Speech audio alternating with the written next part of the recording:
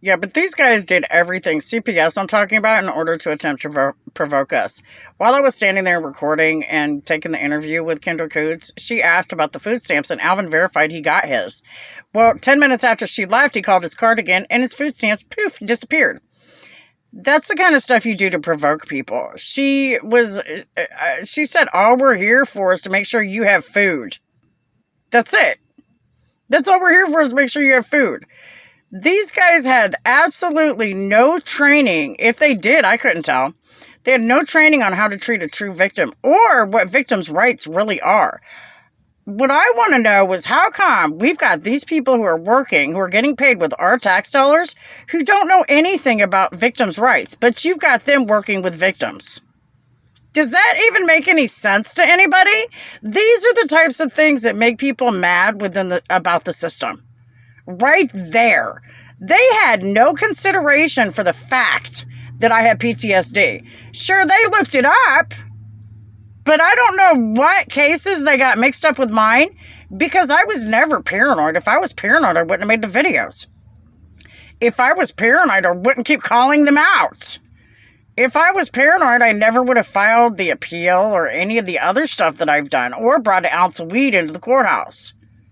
But I'm the paranoid one. I don't think so. Was it paranoid for me to tell the magistrate that I'm not trying to be funny or threaten you, but I just need to let you know that I have a history for going to jail for what I believe in?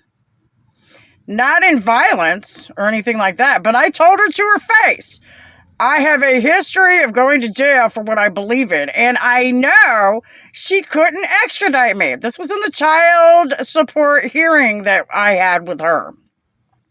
The little heart-to-heart sit-down talk that me and the magistrate had.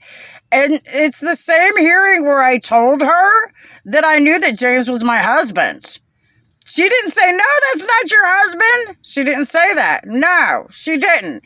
She just kept saying, Tiara has a legal father and she has a biological father.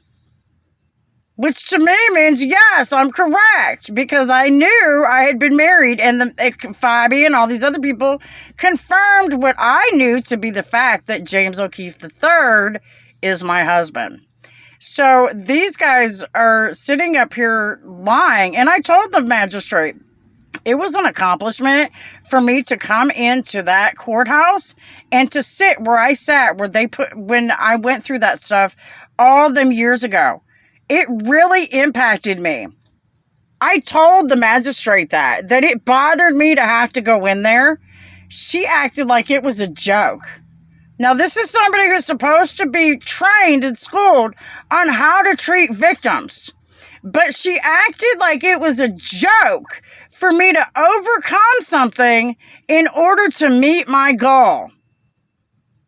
That is the problem with the system. When we have judges with attitudes like that, that's what we need to fix.